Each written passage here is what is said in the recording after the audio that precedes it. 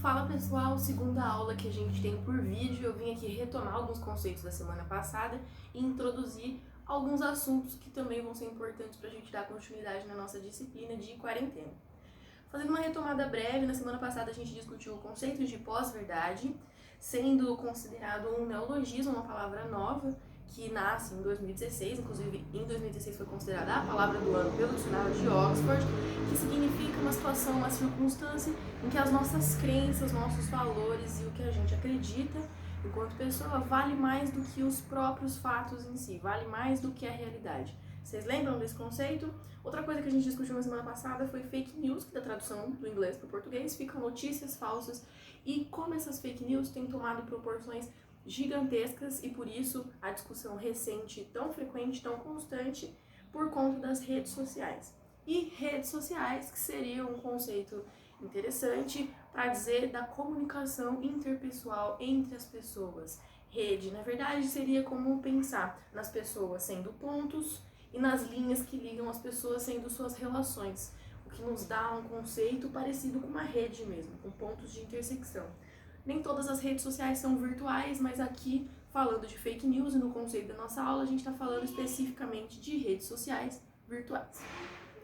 E a gente dá continuidade com os nossos conceitos e com o nosso aprendizado, entendendo um pouco mais sobre por que a gente está falando do mundo virtual. Nós temos sido considerados sociedade da informação. Vocês já ouviram esse termo, sociedade da informação? Ele é bem importante, ele pode ser usado em vários contextos, também pode ser reconhecido em vários contextos, inclusive contexto de prova. Então, sociedade da informação, em suma, consiste num período histórico em que a nossa sociedade começa a se comunicar e se relacionar primordialmente através de tecnologias digitais de informação e comunicação. Isso garante um período histórico em que a nossa sociedade é chamada de sociedade da informação. Ou seja, a gente está falando de um momento em que a tecnologia ela rompe todos os limites de tempo e espaço. Como assim? Não existe tempo e espaço determinado para comunicação e para navegação nas tecnologias digitais. Então, não existe barreira de espaço, porque eu posso estar em vários lugares, e não existe barreira de tempo, porque ao mesmo tempo eu consigo fazer várias coisas. Isso contraria a lógica física, né? Esse período histórico, ele é marcado por muitas coisas, muitas interações digitais. Uma delas é a criação, né, o nascimento e o crescimento das redes sociais, que determina que as pessoas agora elas se relacionam digitalmente, virtualmente. Só para vocês terem uma ideia sobre o quão peso tem pensar na sociedade da informação, eu trouxe alguns dados importantes. O Facebook, ele tem 1 bilhão de acessos todos os dias, o que equivale a uma superpopulação de um país muito grande como o da China, por exemplo. 1 bilhão de acessos. Wikipedia, né, o site da internet que tem aí um acervo de documentos, se a gente reunir todo o conteúdo do Wikipedia e imprimir tudo, daria cerca de 5 milhões de páginas de documento.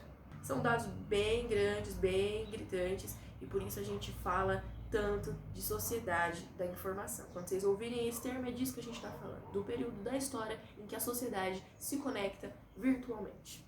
E junto com esse período da história, vem algumas reflexões, algumas questões, né? Um grande volume informacional que transforma nossas vidas, um volume de informações imenso que chega pra gente a todo momento, indiscrepantemente. A quantidade de informação sendo muito grande, que chega até você, melhora ou piora a sua qualidade de vida, o seu aprendizado e a sua tolerância com relação às coisas do mundo. Você acha que é benéfico para você a quantidade de informação que você consegue acessar ou é maléfico? E a gente sabe que o fato de recebermos muitas informações não significa que a gente tenha se tornado mais sábio, pelo contrário, ou mais tolerante. Não tem a ver com isso o número de informações. E aliás, pelo contrário, a gente tem percebido que a nossa sociedade tem se mostrado, tem se demonstrado muito intolerante nas redes sociais. E o que seria esse conceito de intolerância que eu estou falando aqui? A incapacidade de conviver com a diferença e com a diversidade. Como assim? Mais informações e a gente fica menos tolerante? Isso faz sentido? O excesso de informação, ele dificulta a sua capacidade de filtrar o que você ouve, o que você pensa e o que você diz. A era da informação, ela marca uma característica estranha, que é de uma resposta imediata. Então você vê, você responde imediatamente. Você cria um conceito imediatamente. Você cria uma opinião imediatamente. Você vê uma foto, você contextualiza, imediatamente você já tem uma opinião, um comentário para fazer. É tudo muito rápido, tudo acontece muito rápido nas redes sociais. E será que essa velocidade absurda e a quantidade de informação dificulta a nossa capacidade de filtro? É isso que eu tô questionando de vocês agora. E por que eu tô falando sobre isso, gente? Que a gente tem uma definição importante de que pensamento é uma ideia que a gente trabalha. Então, se eu respondo muito rápido, talvez eu não esteja dizendo que eu estou pensando, que eu não tive a oportunidade de trabalhar aquela ideia. Por que a gente tá falando sobre isso? Por que a gente tá falando de sociedade de informação? O que isso tem a ver com fake news? Porque o tema da aula era fake news. Então vamos voltar. O grande fluxo de informação possibilita também, como a gente disse, a propagação rápida e massiva de fake news e discurso de ódio. E o discurso de ódio tem a ver com a intolerância também, tá tudo ligado. Então vamos conversar um pouquinho mais sobre isso. Voltando agora, fake news e discurso de ódio. O que apareceu de novo? Fake news a gente já viu. Apareceu de novo discurso de ódio. A gente discutiu um pouco disso no grupo do WhatsApp. Apareceu lá umas charges pra vocês. Eu perguntei o que vocês tinham achado. Luísa que mandou pra vocês, inclusive. Depois a gente mandou um textinho, fazendo uma análise nossa, pessoal nossa, das charges. Algumas pessoas interagiram, algumas pessoas me mandaram mensagem inbox. Achei interessante, gostaria de poder conversar mais com vocês, mas eu sei que também deve estar difícil nesse período de quarentena. O que é discurso de ódio? Quando a gente fala em discurso de ódio, a gente entra numa questão importante, que é o que tem sido muito também recorrente ultimamente, que é as pessoas dizerem: eu tenho o direito de falar o que eu penso. Isso é liberdade de expressão. Se eu não gosto de você, ou se eu não gosto de alguém, e eu digo que eu não gosto, isso é liberdade de expressão. Mas isso tem sido chamado de discurso de ódio. Então, do que a gente tá falando? A gente viu isso em sala de aula, nas primeiras aulas, mas muito rasamente, ali naquelas perguntas que a gente fez pra vocês, colocou na lousa, lembra que apareceu algumas discussões sobre isso? Então vamos voltar um pouquinho. O que é liberdade de expressão? Que é o seu direito de falar. É isso, liberdade de expressão é um direito que a nossa Constituição nos garante de expor, de manifestar as nossas ideias, sejam políticas, de forma artística, verbalmente. Ela é uma garantia da nossa Constituição de 1988, está na nossa legislação.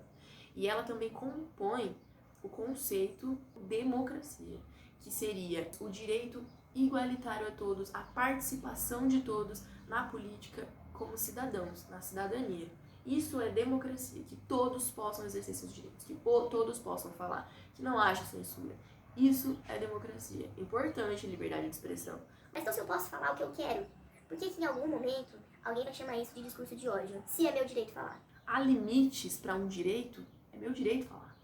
O limite para um direito é quando ele se conflita com outros direitos. E aí a gente vai ver que a mesma legislação que garante o seu direito de falar e de se expressar também garante outras coisas a outras pessoas que podem ser alvo do que você está dizendo. E essas pessoas também têm liberdade de expressão para te responder, inclusive legalmente. E é isso que a gente vai entender. Eu vou dar uma colada agora, porque eu trouxe aqui para vocês o artigo 5º da Constituição, que é o nosso artigo que traz a liberdade de expressão. Nesse mesmo artigo aparecem outros direitos que a sua liberdade de expressão tem que tomar cuidado para não ferir. Então a gente tem aqui que no artigo 5º, eu vou ter que olhar bem de perto porque eu sou míope. 1. Homens e mulheres são iguais em direitos e obrigações nos termos da Constituição. Então ninguém será obrigado a fazer ou deixar de fazer coisas senão em virtude da lei. Ninguém será submetido a tortura nem a tratamento desumano ou degradante. Você defender a tortura ou esse tipo de comportamento coloca você contra um artigo da nossa Constituição, que é o mesmo que garante a sua liberdade de dizer. É assegurado o direito de resposta proporcional ao agravo, além da indenização por material moral e a imagem. 6. É inviolável a liberdade da consciência e da crença, sendo assegurado o livre exercício dos cultos religiosos e garantida, na forma da lei, a proteção aos locais do culto e das suas liturgias. 10. Eu trouxe só alguns para vocês que eu acho que são os que geram mais polêmica ali na discussão. São invioláveis a intimidade, a vida privada, a honra e a imagem das pessoas, assegurando o direito à indenização pelo dano material ou moral decorrente da sua violação. E 15. É livre a locomoção no território nacional em tempo de paz, podendo qualquer pessoa, nos termos da lei, nele entrar, permanecer, dele sair com seus bens. Então, livre trânsito no território nacional. Vocês aí agora conseguem se lembrar de alguma fala, algum comentário na internet, ou algum comentário de um vizinho, de um amigo, que fere um desses direitos? Eu consigo lembrar de alguns. Vamos pensar um pouquinho? Podendo qualquer pessoa. Lembrando que o artigo 5º da Constituição, que é esse que eu acabei de ler, se refere a direitos básicos das pessoas. A gente tem duas situações. A sua liberdade de expressão numa democracia que é inclusiva, então numa democracia que realmente responde a todos os brasileiros, a todos os cidadãos, a sua liberdade de expressão, ela é emancipadora, ela é uma coisa positiva. Numa democracia restritiva, né, que a gente sabe que nem todo mundo é igual, nem todo mundo consegue participar igual, a gente tem que a liberdade de expressão, ela pode ser um pretexto para difamar e para reforçar alguns preconceitos. Vocês conseguem entender? Então, se faça a pergunta. Ao exercer a minha expressão livre, o que eu digo, ele inclui outras pessoas e propõe um diálogo, ou ele exclui pessoas e grupo de pessoas e diminui essas pessoas? Para pensar nesse discurso, no que você diz, e a gente vai entender se isso é liberdade de expressão ou se a gente está falando sobre discurso de ódio. Porque isso, como a Luísa escreveu lá no texto pra gente no WhatsApp, é discurso de ódio. Então, fechando aqui, se exclui e reafirma preconceito, se você diminui pessoas, é discurso de ódio. Mas por que a gente está falando de tudo isso? Eu vou deixar aqui para vocês na tela alguns comentários, na verdade, de redes sociais que tem a ver com um discurso de ódio. Eu queria que vocês observassem e parassem, né, para reconhecer esses discursos no dia a dia.